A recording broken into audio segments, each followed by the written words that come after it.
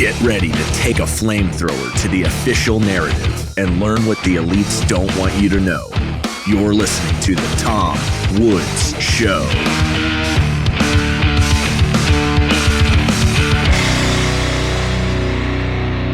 Hey everybody, Tom Woods here. It's episode 2606 of The Tom Woods Show. And we have back our old friend Kevin Dolan, whose current project, I guess you have more than one project, but this one that you're really emphasizing right now because it's time sensitive, is your natal conference at natalism.org, taking place in, I think, Austin, Texas, the end of March of this year, 2025. And this is a topic you've had some interest in for quite a while. We've talked about it before, and it has to do with declining birth rates and the issue of what to do about these, because you think you have the answer, you think you've understood what the problem is, and yet it turns out that your solutions don't work, or the thing you think is the problem doesn't exist in some countries that are also having this problem of fewer and fewer births. So the thing you thought was the cause is not the cause. It is really an intractable issue, and it really is at the heart of our very existence. So it's important we talk about it. So welcome back, Kevin. Oh, it's great to be here, Tom. Thanks. All right, so let's get into this. We have talked about it before. It was very nice that some months ago, Elon Musk tweeted your welcome talk to the previous natal conference, and he's obviously very interested in this subject as well. So maybe we could trod somewhat familiar ground at the beginning here, as you just set the stage for us as to what's actually happening and why it should matter to us. Yes. So basically what is happening is that virtually every country on Earth, including a lot of countries that might surprise your listeners, are headed for sub-replacement fertility. Basically, by the end of this century, I think there will be 6 nations on Earth that still are at replacement fertility. That's the prediction. Everywhere else on a downward trajectory. And the consequences of that for those of your audience who have like an economics background, basically degrowth breaks a lot of the assumptions of sort of capital markets and real estate markets and all of these and the value of the dollar and all of these things that are predicated on leverage. You know, people offer up capital to capital markets on the expectation of a return, and when there is what we call secular stagnation or secular decline, meaning long-run decline, where there's not an expectation of an immediate recovery. People will make investments with volatility, with the expectation of a long-term return. But if it's just on the decline, then people don't make investments, and all sorts of things about the way modern economies work start to break down. And so this is a problem that has already essentially wiped out 30 years of work in Japan. Basically, they've had the same GDP per capita since 1995. And that's in the face of people working longer hours, massive investments in automation. Like they've really, it's taken all they could do, and they're a very smart and very conscientious and very well-organized people. It's taken all they could do just to stay baseline in the face of this massively growing elderly population, this decreasing rate of innovation as sort of these corporations become top-heavy and ossified. And so basically, every country on Earth, particularly and first and foremost in the West and China, sort of headed on the same trajectory that Japan has embarked on. And, the U.S. on paper is doing better, but virtually all of that fertility is either immigrants or the children of immigrants, who in many cases they don't feel attachment to Americans, people as a community. And so the idea that these people, that we're going to just sort of, press gang these people into paying for, our retirement and our Medicaid and our Medicare in our old age.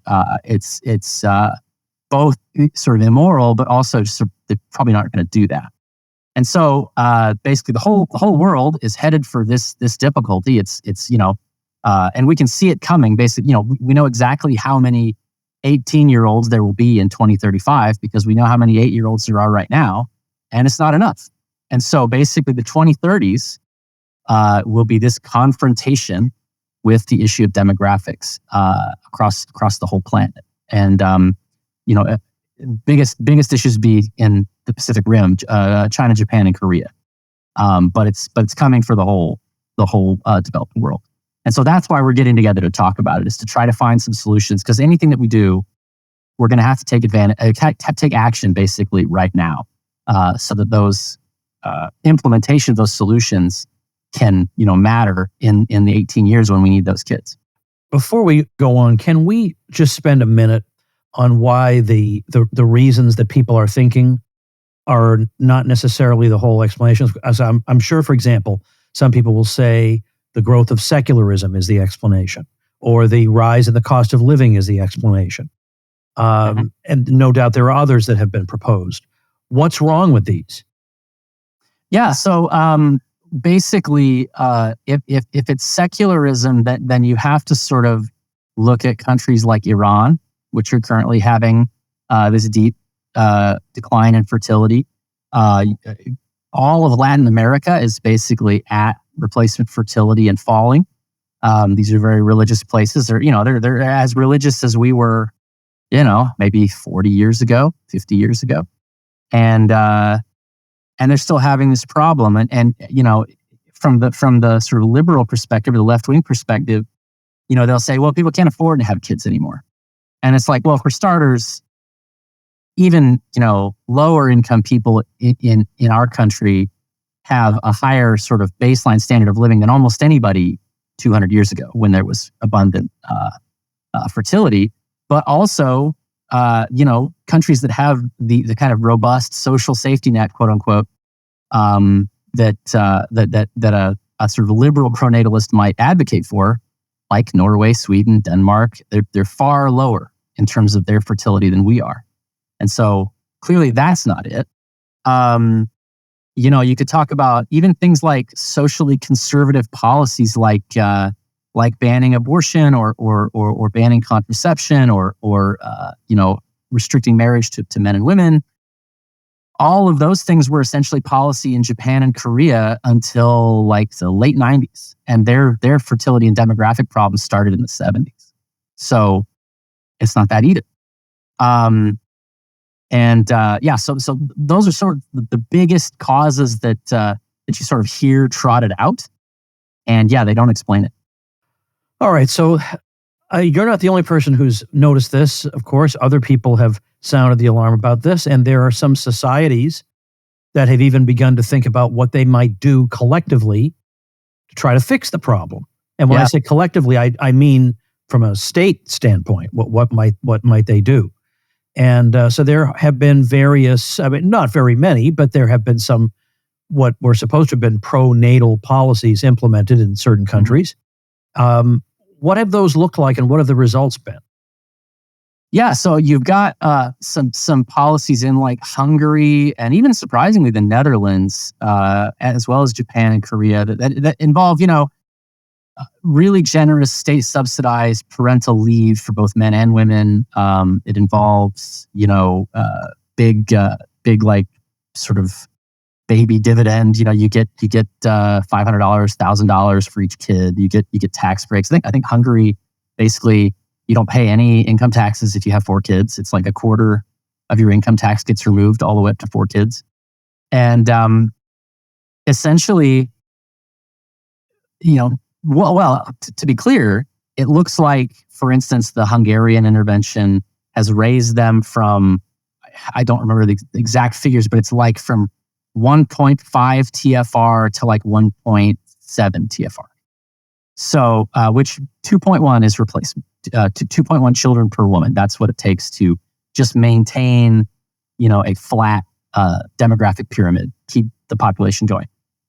So it, you can observe a difference, but it's nowhere close to actually like solving this problem in a way that staves off degrowth.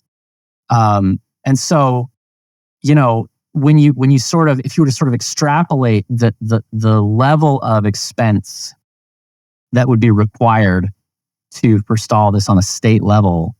Like for the Japanese, it would essentially be like, they would basically have to be paying like an American style defense budget equivalent in terms of like welfare payouts.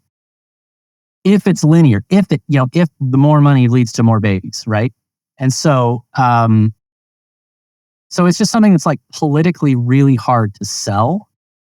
And the scale of the interventions that have happened so far have not worked. And as a matter of fact, I was just talking to Alex Pekis, who's a classicist, about interventions attempted by the Greeks and the Romans to solve this problem, because the late Romans had a big issue with particularly patrician low birth rates, low fertility.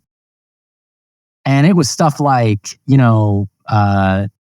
massive sort of preference and promotion, and like punitive taxes on people with 0 or 1 kid. Like it was a type of coercive intervention that basically would not be politically palatable in almost any modern country. And even that didn't fix it. They still had this problem. And in fact, it was sort of this outrage from they were sort of outraged at these penalties, and it still didn't fix it. And these laws were on the books for like 250 years without fixing the problem. So it's like, we might be barking up the wrong tree with that kind of thing. You know what I mean? Does any of it have any connection to do with, because I don't know what the numbers are, but with a decline in marriages? Are there fewer marriages in the first place, and is that contributing to it? Absolutely. So basically, if you want to sort of ask the 5 whys about this, like why is it happening? It looks like what is happening is not so much that people are having like one fewer child, like a 3-person family is becoming a 3-child family is becoming a 2-child family. It's actually, if you succeed in having like the first kid, your total family size will be something like what it was in 1970. It's really getting to that first kid, and that's the problem. It's what the demographer Stephen Shaw calls unplanned childlessness. It's people who 90% of people who end up not having kids, if you ask them, they'll say, "Yeah, I wanted kids." And in about 10% of those cases, it's 80%, it's unplanned childlessness. 10% it's medical. 10% it's like, we tried and couldn't. 10% it's I never wanted kids. And then 80% it's I didn't meet the right person, or, I had other aspirations that got in the way, but I always wanted kids. And so it's about getting people to that point where they feel like they can have kids.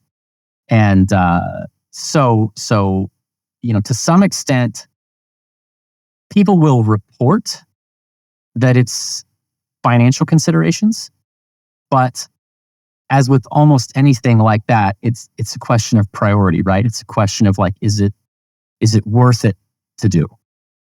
Because they're obviously paying like as a portion of their disposable income less than ever in history, but it's still not worth it to them. So that there's a fundamental like values question at play here. Hey everybody, I'm here to make your life better. Creating a trust and will is something we know we need to do, but it can be a very slow and time-consuming process, and that in turn means we put it off. But you shouldn't put it off, and you don't have to. Trust and will makes creating your will easy. I mean really easy. And look, I know it's something we don't enjoy talking about, but I don't want my family scrambling after I'm gone. I do not want them going through lengthy and expensive legal proceedings, or God forbid, having the state make major decisions. So I enjoy the peace of mind of knowing that my assets and wishes are secure. Each will or trust is state-specific, legally valid, and customized to your needs. Trust and Will has made the whole process easy and affordable, which is why it's been used by hundreds of thousands of families and has an overall rating of excellent and thousands of 5-star reviews on Trustpilot. Uncomplicate the process with Trust and Will. Protect what matters most in minutes at trustandwill.com/woods and get 10% off plus free shipping. That's 10% off and free shipping at trustandwill.com/woods. So is it a matter of marriage is no longer an ideal for a lot of people? Is it that some men feel like they're getting a raw deal with marriage because of what can happen with a marriage that goes wrong? Is it something else? Well, I think it's massively important that marriage doesn't de-risk the prospect of starting a family the way that it used to. In terms of the social expectations of reciprocal loyalty and the sort of enforceability of those expectations, both legally and socially. At the last NATOCon, we had a divorce attorney who was basically saying, like, this is just an issue of like contract law. Like, people cannot be held to this contract. It's the most important agreement that basically a person is going to enter into in their whole life. And instead of helping people, like, a good contract is supposed to help people come to a mutual understanding of their expectations. And then, like, you don't actually need to worry about the terms of the contract thereafter. Like, when you sign a business contract, the only time you go look at that contract and like read it, parse it carefully, is if something has sort of gone wrong.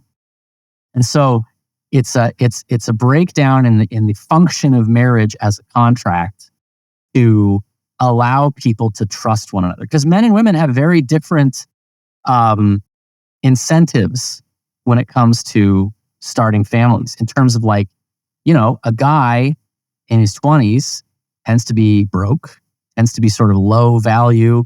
And, you know, if you're marrying a guy in his early 20s, you're marrying for his potential. He's not actualized, right? And conversely, a lady in her 20s has about as much attention as she's ever going to get, just immense amounts of attention, immense amounts of opportunity, professionally, personally. And so what you are sort of asking men and women to do in this modern environment is you're asking them to trust each other in an environment where their incentives are just fundamentally misaligned. And you're asking them to kind of figure it out on their own without any kind of social structure to kind of provide a script. And so just in the aggregate, they're saying, that sounds really complicated and risky. And, you know, maybe if I met the exact perfect magic person, I would do that. But the kind of people that I'm encountering on Tinder or the kind of people that I'm encountering at a bar, like, probably not. And so I don't think it's that people don't value marriage anymore. I think it's that the prospects available to them and the way they are invited to think about that. And it's game theoretic, right? Like, it's not just, you know, I can want a good marriage, but if I'm meeting people who don't share that understanding or don't share that expectation of what marriage is, then you know, I'm in a difficult situation, even if my willingness is there. So it's a really tough game theoretic problem.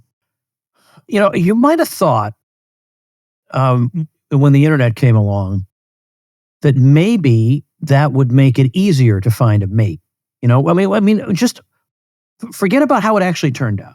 Like, I know we know the answer, but if you were just looking at this blank slate, you would think, well, in principle, now I could have a long distance relationship. You know, even if it's a long distance relationship, I could still, like, the whole country, potentially the whole world, is available to me, and I can match my interests, you know, and likes and dislikes. And so you would think, like, a computer can put us together. That should make it easier. And yet, it seems like people are complaining about dating more than ever. Like, when I was growing up, like in the 80s, I'm sure people complained about it, but I never heard it. Whereas now it's like, oh my gosh, navigating the dating scene makes you just want to forget about ever finding a companion ever again. What do you think happened? Yeah, so a couple things. I mean, number one, it did actually make it easier to connect romantically, so to speak. But part of the problem with reducing that friction is that,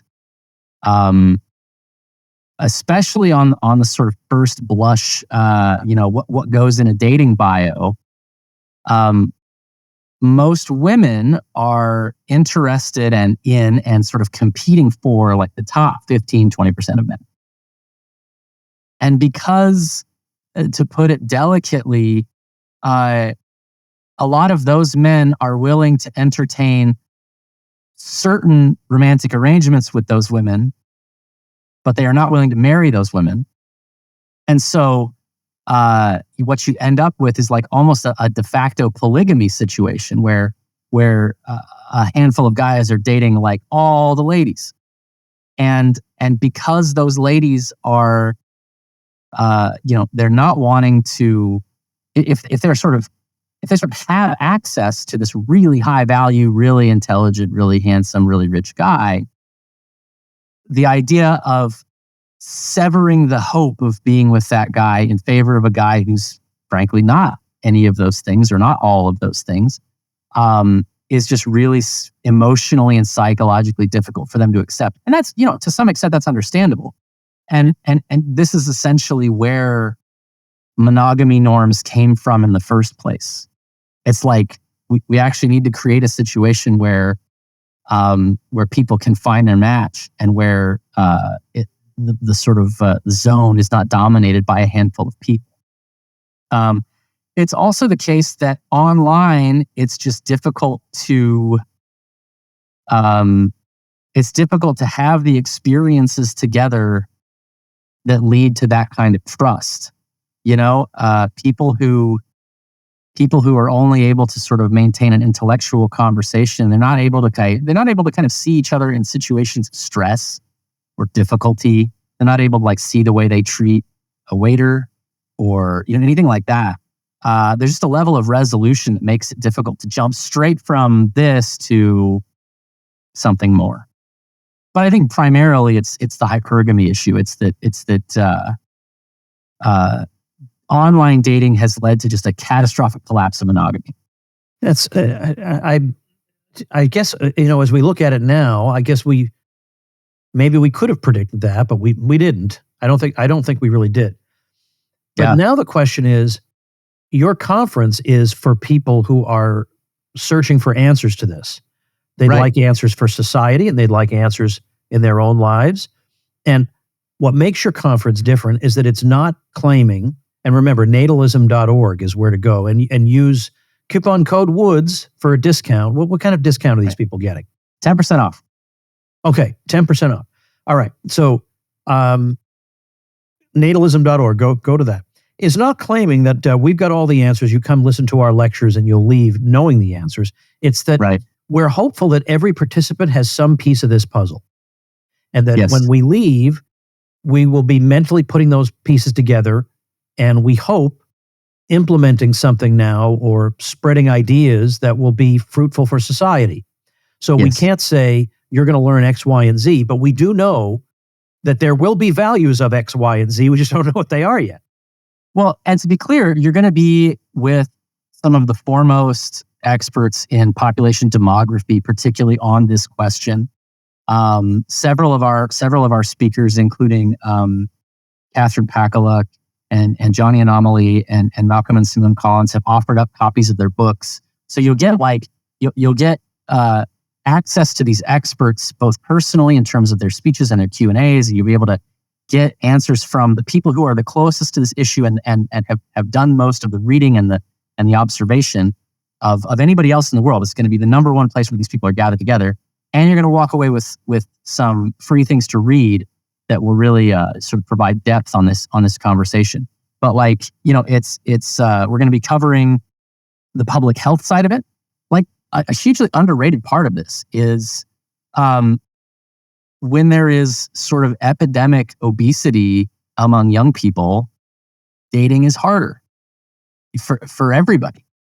And not only just in terms of the obvious sense that you would expect, but like even things like PCOS and things that interfere with reproductive function and endocrine disruptors and metabolic dysfunction that comes from the food we eat and the things that we're exposed to. We're going to have experts on those topics that, we are pursuing, I think, policy solutions to if there are things that are actively like poisonous that are in the food and in the environment, we want to, eliminate those.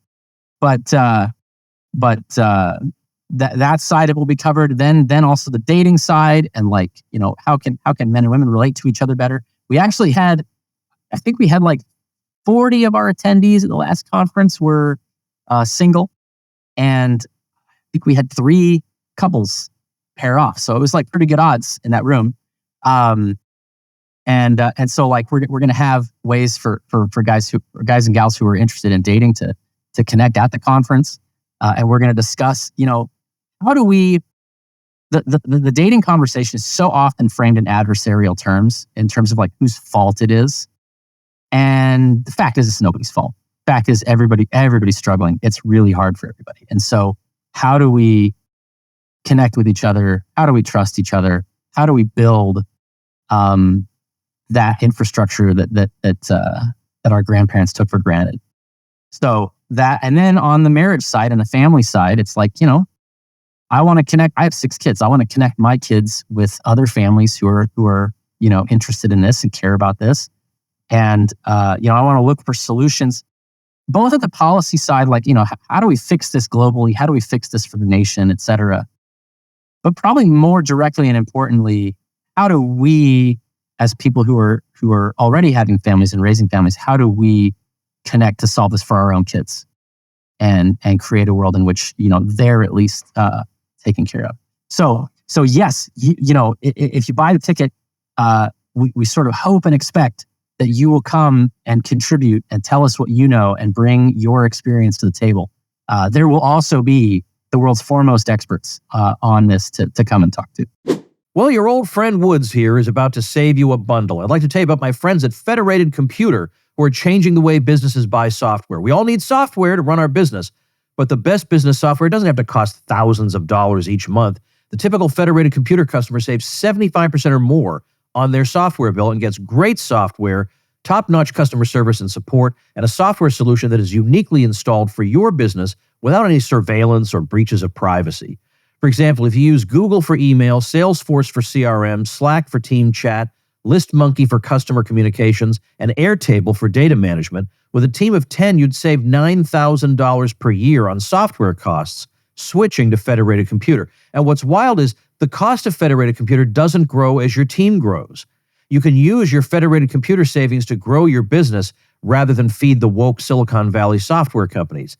The Federated Computer team invented computing in the cloud. Now they're taking a hammer to the ridiculously high prices of business software and have many, many satisfied customers to prove they deliver. Federated Computer has been a longtime supporter of the Tom Woods Show, and they're offering 30% off their already low prices when you use coupon code WOODS. Go to www.federated.computer to begin to save 75% or more on your monthly software costs. That's www.federated.computer. These folks are going to do you a big, big favor. Check them out. Well, let's talk about a concern then that some, people listening to this might have, which is, I get what you're saying. This is a problem. It's a serious one. We have to deal with it. But the usual way we, quote, deal with problems is we say, well, Congress should pass some law. And now you've been saying that the laws with regard to this, the various policies, have not really been successful anyway. But yet you would think with a problem this widespread and severe, and dare I use the overused word existential, that you would have to have some kind of society-wide, potentially coercive response. So, how do you manage that? So personally, and in terms of like my approach to this conference, like what I'm going to bring, the answers I'm going to bring to the table, which are not sort of the official answers of the conference, but my perspective on all of this is that men and women have got to return to a sort of pre-rational approach to these things. I've talked at length about the baby boom. And the baby boom is often interpreted as like, well, it was because of the abundance of the post-war period. It was because people were excited that they won the war. It was because it was peace and, a hangover from, Johnny being overseas. None of that's true. The baby boom actually began in the middle of the war, in the middle of rationing, in the middle of all these problems. And it actually began in both ends of the conflict, countries that won the war and that lost the war.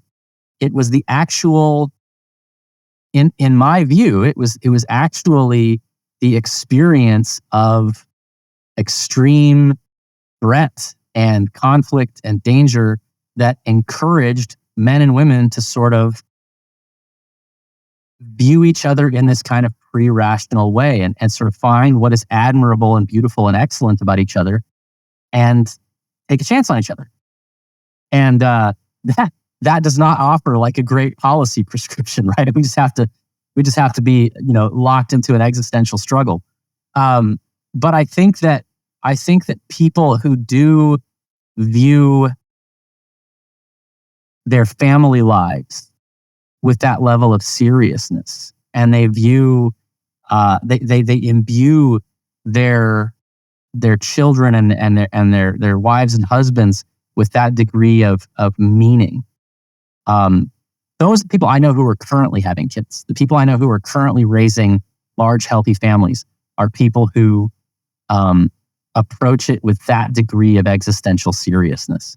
And so, at the global level, I actually do think that this problem will cause some of the challenges that will revive these impulses in healthy people. But I think for those of us who don't want to wait around for that to happen, it's largely a question of connecting with like-minded people, connecting with people who already get it and are trying to build something bigger than themselves in their family. You've sometimes said the future belongs to people who show up, to those who show up. What do you mean by that? Especially in this context.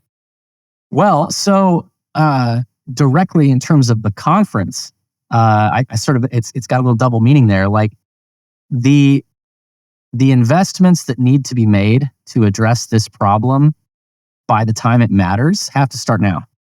And, you look at things like Singularity Summit, which was a conference around AI, which, they were sort of treated like goofs, cranks in the early 2000s when they were talking about AGI and singularity and things. And now many of the people who were sort of the founding participants in that conference are now defining the conversation around AI, which did turn out to be this incredibly world-changing technology. Similarly, we know this will be a problem in the 2030s. And we know that states and corporations and investment funds are just not equipped to address it. It doesn't come into their reaction loop to address it. And so the future belongs to those who show up. I mean that literally about the conference. Like these are the people who are going to find the answers that are going to drive geopolitical change in the 2030s. And so on that level, yes. On the global level, I'm working on a write-up right now that basically the Chinese, like the Japanese in the 1980s, are like their play is impeccable. They're saving abundantly. They're making all these investments in automation and industrializing, and they're doing a great job of like educating their kids with these marketable skills that are going to, really set them up for success.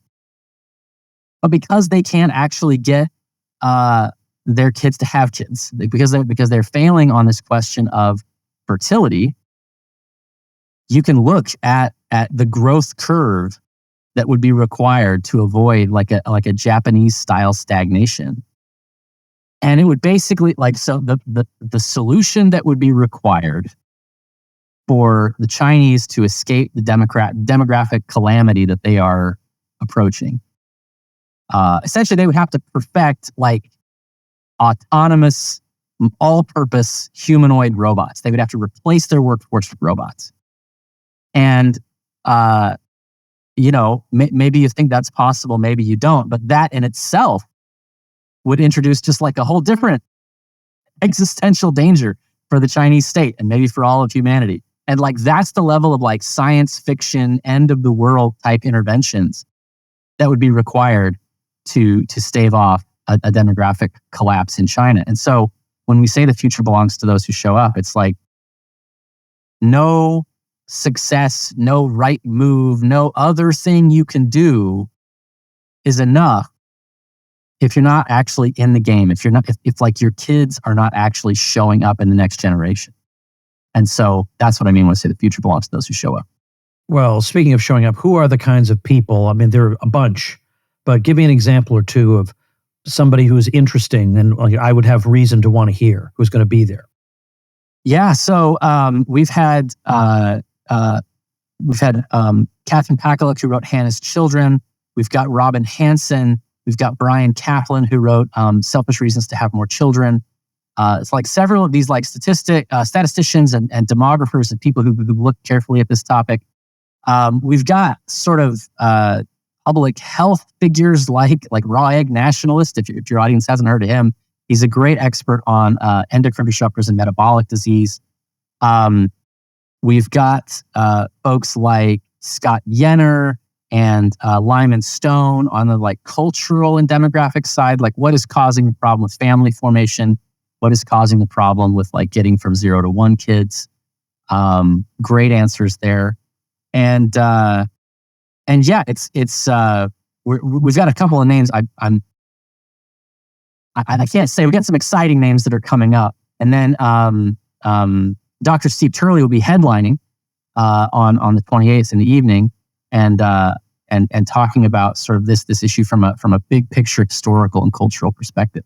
So, and then like I said, Alex Peckus from Cost of Glory talking about like history. Last round we actually had Michael Anton talk about a dialogue between Socrates and a courtesan, and how he sort of had discovered all sorts of principles of modern dating way back then. So there's elements of this that are cheeky and fun, and there's elements of this that are deep and serious, and it's going to be kind of the whole show. So it's natalism.org, and you can natalism.org take 10% off with code WOODS, which, as I was telling you before, some of my listeners now, whatever product it is that they're buying, they put in code WOODS just to see. You never know. Maybe Woods has a relationship with them. Who knows? But I certainly do know you, because not only does Kevin put on the Natalism conference, and he has his exit group. You can see the flag behind him, but or banner. There's also the role he plays in the Tom Woods School of Life. He's the director of our accountability groups, which is where people are losing weight, getting their act together, getting a better job, making more money, whatever. And Kevin oversees that whole thing. So that's a separate matter. But we want to focus today on natalism.org. That is the home of Kevin's conference, which is of great importance to us all. So if I don't want to step over you as we finish, Kevin. So if there's a final word you want to say, I would like you to say it. No, I'd love to see more liberty-minded people at the conference. I think it's critical to get that perspective, especially because the conversation is so dominated by this sort of statist perspective and this idea that it's coercive, top-down, big picture things that need to happen, and it's just obvious that those things aren't working.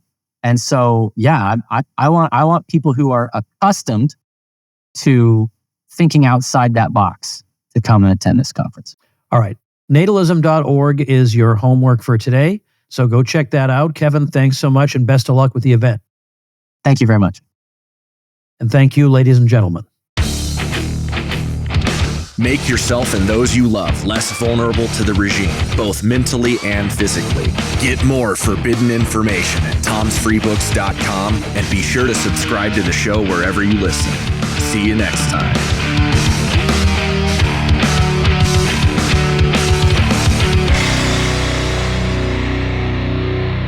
Like the sound of The Tom Woods Show? My audio production is provided by Podsworth Media. Check them out at podsworth.com.